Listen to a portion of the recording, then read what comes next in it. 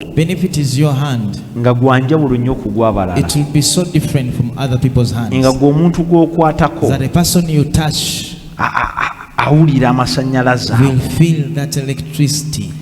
awulira, They will feel nga mu butuufu omuntu gwakutteko wanjawulo, the person they have touched is different. ng'owulira amaanyi ago. You'll feel that power. Bayibuli egamba omukazi yakwata ku Yesu, The Bible says that a woman touched amaanyi him, ne gava mu Yesu ne gayingira omukazi, the power transferred to the woman, n'akalirawo, and the flow of blood dried. ekikulukuto ne kikalirawo. The flow of blood got Yesu dried. n'abagamba ani ankutteko, mpulira And amaanyi Jesus, as aganvaamu. who has touched me, Omukazi n'amugamba yenze mukama the wange, woman said, it is me. yenze. It is me.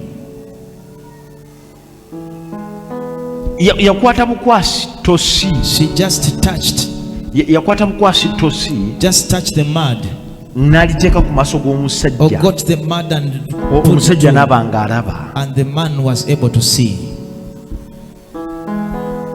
Kakati ebintu ebimu nga bino simanyi katambaala, So some other things like a handkerchief, katambaala the handkerchief. mwe mubuyina naye mwe temwagala kusaba, You have them, but you don't want to pray. temwagala.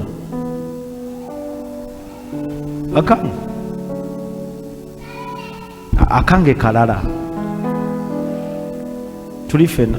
Are we together? Akange kalala, Mine is different.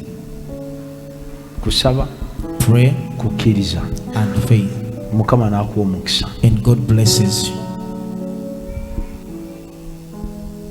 So leero njaga bagamba Today I want to tell you, enzigi zonna enzigule entini all the small open doors, tuzikozese, let us use them, Mukama agenda tuwa omukisa. and God is going to bless us. Tukozese Let us use buli item every item Mukama gy'atuwa. of which the Lord gives to us, Mukama agenda yimirira naffe, and God is going to stand with us. Mukama agenda kuba wa kisa. The Lord is going to be so gracious. So leero tugenda kusaba ng'osabira amazzi ago. Today we are going to pray as you pray for that water, Mukama agenda kuwa amafuta, agenda kuwa and God ekisa is going to bless you and anoint you mu linnya erya Yesu. in Jesus' name. Mukama yeebazibwe, Praise God. Mukama mulungi. God So is good. leero tugenda kusaba Today we are going to pray, nga tusabira amazzi ago. praying for that water, Mukama agenda bawa omukisa, and God is going to bless you. Mukama agenda bakozesa. The Lord is going to use you. Gukwata bukwasi cupa yo, Just hold your bottle, beera n'okukkiriza have faith nti amazzi gano that this water, Mwoyo wa Mukama agenda wummulira ku go, the Spirit of God will rest upon this water. ekisa kigenda kubeera ku The go, grace will be on this water. ekisa kigenda beera ku go. The grace will be on it, Ogenda laba ekisa, and you're going to see the grace. ogenda laba ekisa. You will see the grace. Mukama mulungi, God is good. ogenda laba ekisa. You will see the grace. Gakwate, Hold your water.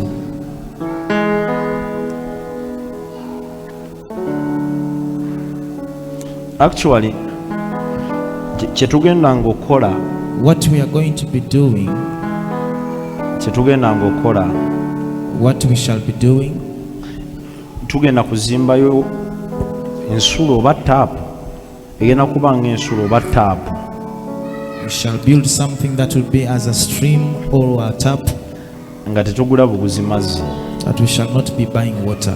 ng'ojja n'osenako obusenyi, You just come and fetch from there. ng'ojja n'osenako. Era Mukama atusaasire, Sande ey'omwezi ogujja ey'amazzi, The other coming Sunday of praying for the water, kitusange let it find us nga tumaze okukikola. when we have already done it. Kimanyi kyangu nnyo, si oguli ekyokuzimba amazzi, Building water, kyangu nnyo. Tugenda bateerawo ensulo we mugenda ogajjamu, we shall put the streams for you to fetch water. oba ojja na kidomola Whether you come with a jerrycan, oba na kicupa, whether with a bottle, Mukama kyanaakusobozesa what God will be enabling you, tujja okujja nakyo. you will come with it.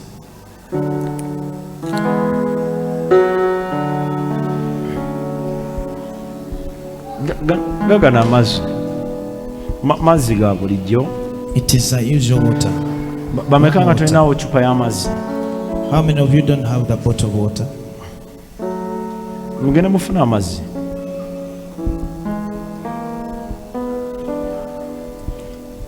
Gagano mazzi ga bulijjo. Abaweereza oba tolina mazzi teeka omukono mu bbanga bakusanga omwogere. Gagano mazzi ga bulijjo naye mu kukkiriza but in faith ne mu kusaba and in prayer lisobola okufuuka eddagala. it can become medicine. Lisobola okufuuka eddagala It can become cure. mu kusaba ne mu kukkiriza. In prayer and faith Lisobola okufuuka eddagala. it can become medicine for you. Mukama mulungi. God is good. So nawe osobola okukikola. You can also do it. Osobola okukikola You can do it kuba leero tugenda kusaba. because today we are going to pray. Amazzi gano The water, Mukama agenda gawa omukisa. the Lord is going to bless it. Buli muntu yenna agenda okuganywa Whoever is going to drink of it, gagenda kukukolera ekinene mu bulamu it is bwo going to do something big in your life. mu linnya erya Yesu. In the name of Jesus. So ebyange nze wana gange The water, go gawedde dda. it is done. Simanyi kugago. Mukama mulungi. God is good. Simanyi kugago naye agange I don't know about you, but mine, gawedde dda. it is done. Gawedde dda.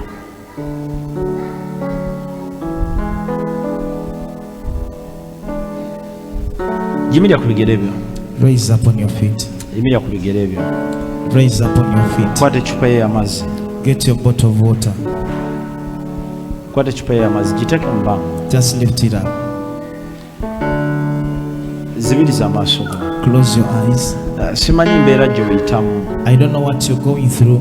Simanyi mbeera gy'oyitamu. I don't know the situation you're going through. Gwe kyokola What you do, tosabira mazzi. don't pray for the water. Saba by'oyagala Mukama akole naye ng'ecupa Pray ekitadde mu bbanga. what you want God Kye to do tugenda for you. okukola What we are going to do, nze ngenda sabira amazzi ago. I'm going to pray for the water. Gwe sabira bulamu bwo. For you, pray for your Nze plan. ngenda sindika essaala Going to send the prayer. mu mazzi ago. Lino n'ebbanga All this while, mubadde nga mugasabira. you've been praying for it. Kati yessaawa Now it is time nze nange ngasabire. for me also to pray for it. Gwe teeka butesi cupa y'omu bbanga. Just lift up your bottle, Zibiriza amaaso go, tandika close okusaba. your eyes and start praying. Tandika okusaba. Nawe ali ku TV. Begin to pray when you who is watching on Nawe ali TV. ku TV tandika okusaba. You are on TV, start praying.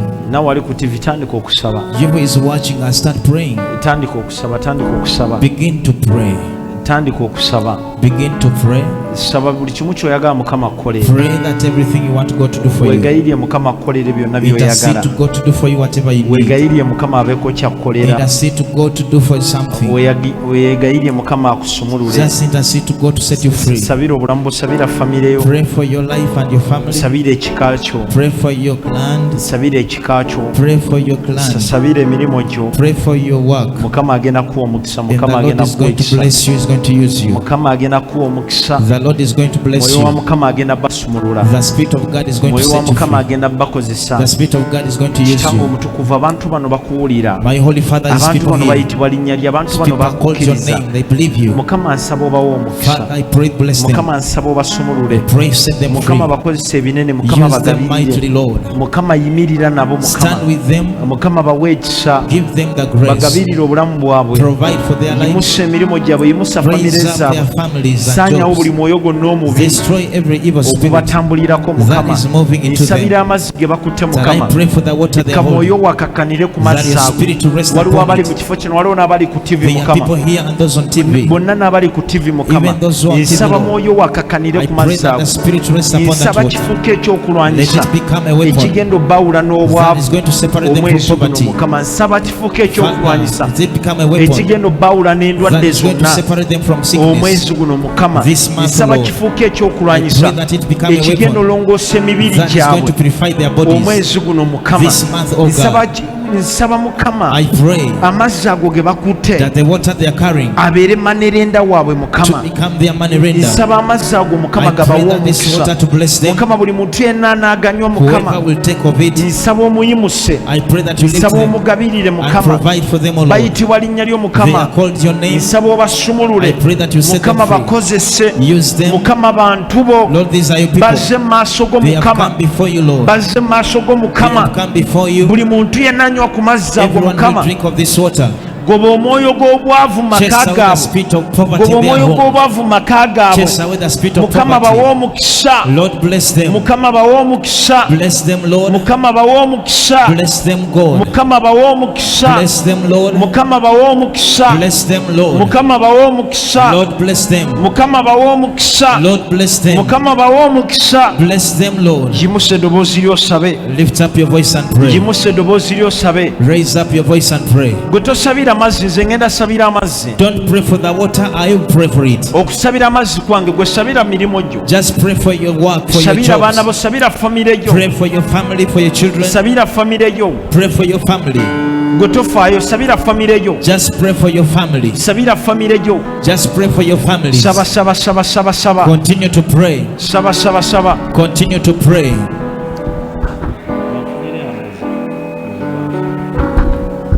Yimusa eddoboozi lyosabe. Raise up your voice and pray. Yimusa eddoboozi lyosabe. Lift up your voice and pray. Yimusa eddoboozi lyosabe. Lift up your voice and pray. Yimusa eddoboozi lyosabe. Lift up your voice and pray. Saba saba saba saba. Continue to pray.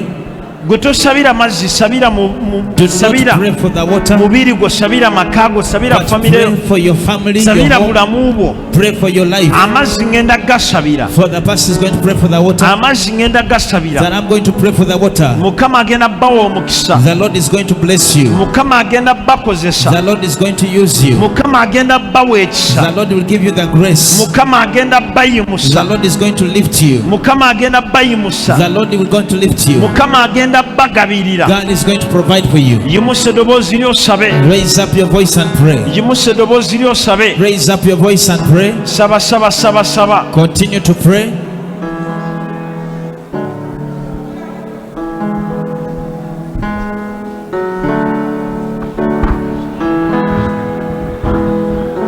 Which bucket?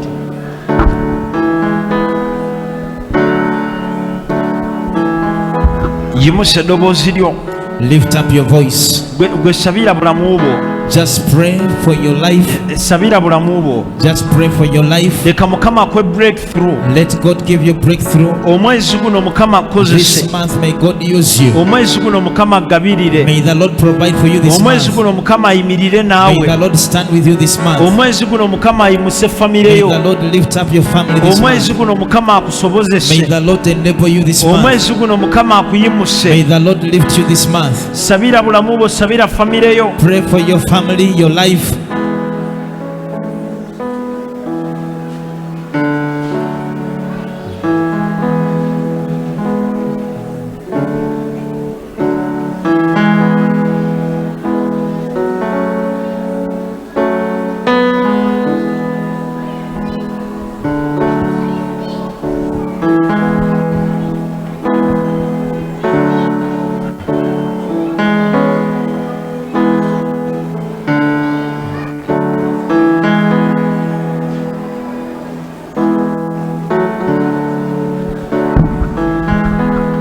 Yimusa eddoboozi lyosabe.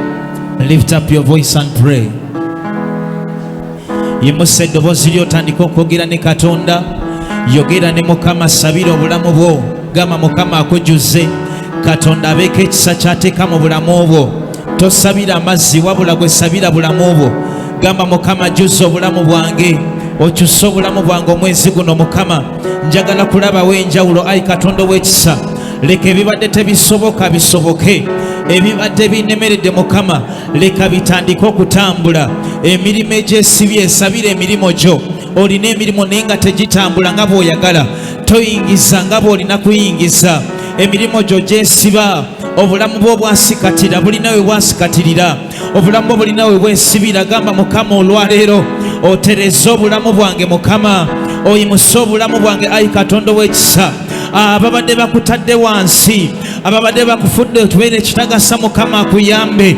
Katonda w'ekisa, Katonda w'eggulu ayimirire naawe olunaku lwaleero, ayimirire ne famire yo. Sabira abaana bo bali kudda ku masomero naye gamba Mukama ayimirira n'abaana bange, Mukama ayimirira ne famire yange olwaleero.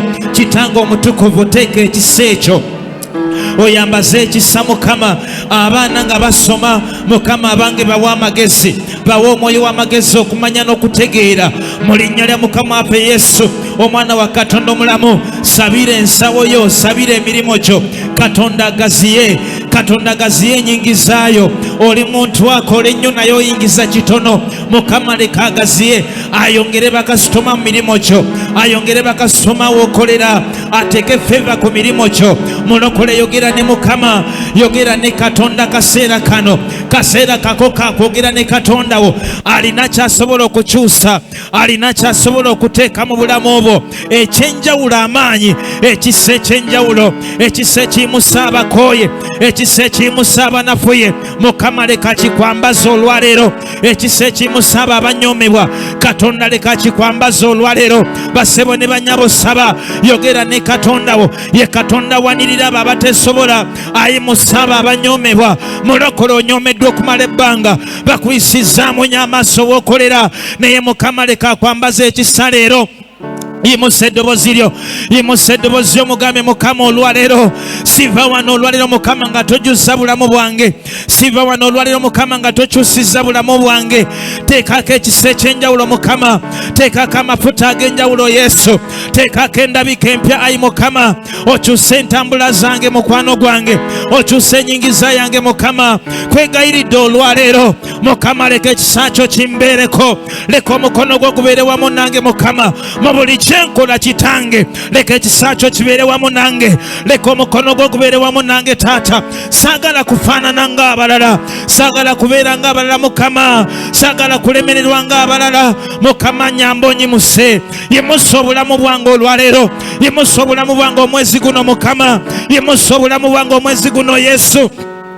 Wabeewo omukazi ayimusa eddoboozi lye, wabeewo omukyala ayimusa eddoboozi lye ku lwa famire yo, ku lw'omwami wo, ku lwa mukyala we, ku lw'abaana bo. Yimusa eddoboozi lyo mulokole. Katonda awulira eddoboozi ly'abo abasaba, Katonda awulira eddoboozi ly'abo abamukoowoola. Yayogera n'agamba nti musabe, kye munasaba munakiweebwa, kye munasaba munaaweebwanga. Mulokole kisabe, kisabe, kimusabe olunaku lwaleero. Musabe kwambaze feiva, musabe akujuze feiva ku mirimu gyo, musabe akujuze feiva w'okolera, musabe akujuze amafuta w'otambulira, musabe akujuze feiva mu mikwano gyo. Yogera ne Katonda wo, yogera ne Katonda wo mulokole, yogera ne Katonda wo mukyala gwe. Katonda akwambaze feiva wonna w'otambulira omwezi guno Mukama. Leka akwambaze feiva mu mikwano gy'obeera nagyo, mu bantu b'osisinkana. Leka Mukama akwambaze feiva. Katonda akutegeka okuganja omwezi guno. Ogenda kuyingiza sente z'otayingizangako omwezi guno. Okole ebintu by'obadde tosuubira, okole ebintu ebyali byakulemerera. Katonda akuyambe, Katonda akuyimuse mulokole. Yimusa eddoboozi omukoowole. Ayogera n'agamba nti abampita nange n'abayitaba. Mulokole muyite, muyite ayingireko mu mirimu gy'olwaleero, muyite, muyite ayingireko mu maka g'olwaleero. Abeeko byakyusa, abeeko byatereeza, ebibadde byakyama, ebibadde bitaatereera mu bulamu bwo. Linnya lya Mukama waffe gw'abazaaze nga oli mulwadde Mukama, leka ekisa kye kiwonye, leka ekisa kya Katonda ekiwonya, ekisa kya Katonda ekikyusa, ekisa kya Katonda ekisumulula, kisumulula obulamu bwo. Mugambe Yesu, sumulula obulamu bwange olwaleero. Mukama sumulula ekisa kyo ku bulamu bwange, Mukama sumulula amaanyi go ku bulamu bwange, Mukama sumulula ekisa ekyenjawulo ku bulamu bwange olwaleero. Mukama neetaaga ekisa ekyo, neetaaga ekisa ekyo Mukama okuyita we batansuubira, neetaaga ekisa ekyo Mukama ekimpisaawo, neetaaga ekisa ekyo Mukama ekimpisa we batansuubira. Mu linnya lya Mukama waffe Yesu mulokole saba waliwo ekisa ekyenjawulo mukama akugulirewo katonda akugulirewo waliwo enzigi katonda zalina okugulawo mwezi guno waliwo enzigi mukama zalina okugulawo mwezi guno enzigi za finances financial breakthrough katonda akugulirewo ku mirimu gy'olwaleero mukama akugulirewo omwezi guno leka katonda akugulirewo omwezi guno mulokole mukama akugulirewo mu linnya lya mukama waffe Yesu omwana Katonda omulamu oluggi olwo lwe batayagala oyingire mukama alukugulirewo ekifo ekyo we batayagala otuuke mukama leka akugulirewo mu linnya lya mukama kabaka w'abakabaka ssebo yamba abantu bo yamba abakazi n'abasajja olwaleero yamba abo abakukowoola yamba abo abakuyita mukama yamba abo abakusaba wulira abo abakusaba mukama wulira emirowoozi gyabwe Yesu wulira eddoboozi ly'omukazi oyo olw'amaka ge akwegayirira ku lwa famire yakwegayirira ku lw'emirimu gyakwegayirira mukama yamba yamba yamba yamba mukama yamba yamba yamba baako gw'oyamba olwaleero baako gw'oyimusa oyo abadde ateereddwa wansi omulabe ng'amulinnyeeko mukama muyimusa olwaleero mu linnya lya Yesu mulokoleko owola ekisa kya Katonda yita ekisa kya Katonda ku bulamu bwo yisa ekisa kya Katonda ku bulamu obwo kiyite kike ku bulamu bwo olwaleero yita amafuta ga Katonda gake ku bulamu bwo olwaleero mulokole otandika okukola ebyali byalema abalala ogenda bikola mulokole ogenda kutambula amawanga mu linnya lya mukama waffe Yesu omwana Katonda omulamu guno omwezi okwate ku binene guno omwezi olabe ku bintu ebinene guno omwezi oyingire mu bintu ebinene mulokole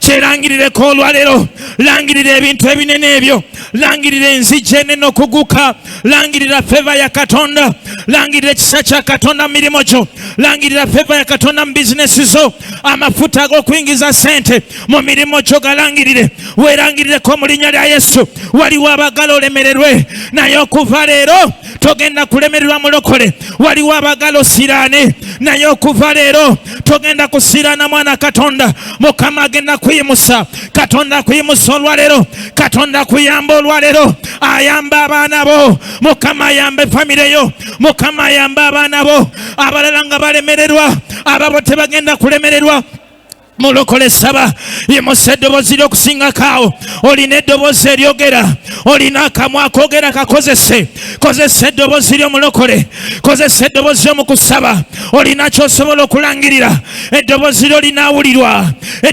linaawulirwa mulokole bw'onaasaba Katonda agenda kuwulira bw'onaakoowola ekisa ekyo mukama agenda kisumulula bw'onaakoowola amafuta Katonda agenda gasumulula ogenda laba emikono gyo ogenda laba ensawo zo nga zijjula ogenda laba obulamu bwo nga bukyuka ogenda laba famire yo ng'ekyuka famire ye egenda kuyimusibwa abadde anyoomebwa ng'oteereddwa wansi mukama akuyimuseeyo leero Katonda akusitulewo leero mu linnya lya mukama waffe Yesu waliwo abakusiranyiza emirimu gyo mukama akuyamba olwaleero waliwo abakusindikira eddogo mirimu gyo naye mukama akuyamba Katonda akuyamba leero Katonda akwawule ku mwoyo gwonna ogutakwagaliza kuyitawo mukama leka akwawula olwaleero ku buli mwoyo gwonna ogwakusiba Katonda akwawula olwaleero ku mwoyo gw'obwavu ogwali gwayambala obulamu bwo leka mukama akwawule leero ku buli mwoyo gwonna ogutayagala oyitewo leka mukama akwawule leero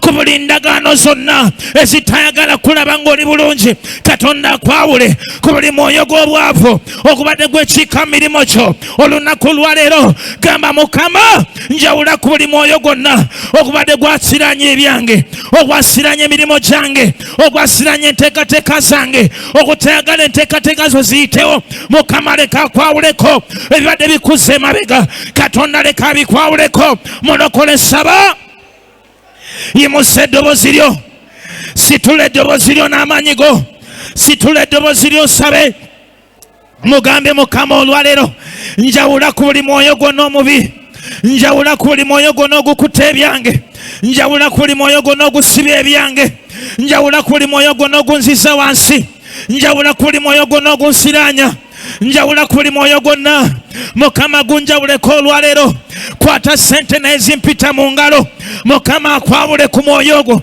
ogubuza sente zo okwata sente naye zikuyita mbuyisi mu ngalo. Leka Mukama agukwawuleko. Oli mukazi mupambani, oli musajja mupambani, naye byokola tebiyitamu. Leka Mukama akwawule ku mwoyo gwo olwaleero.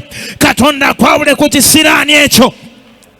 Mpulira abasaba olwaleero, mpulira abasaba olwaleero. Mukazi gwe famire yo gisabire, ekika kyo kisabire, abaana bo basabire, sabira obulamu bwo. Katonda abeeko eddala lyakuteekako. Katonda kuyimusa olunaku lwaleero mulokole. Waliwo abantu levo walina kateeka, waliwo levo Katonda walina okuteeka olwaleero.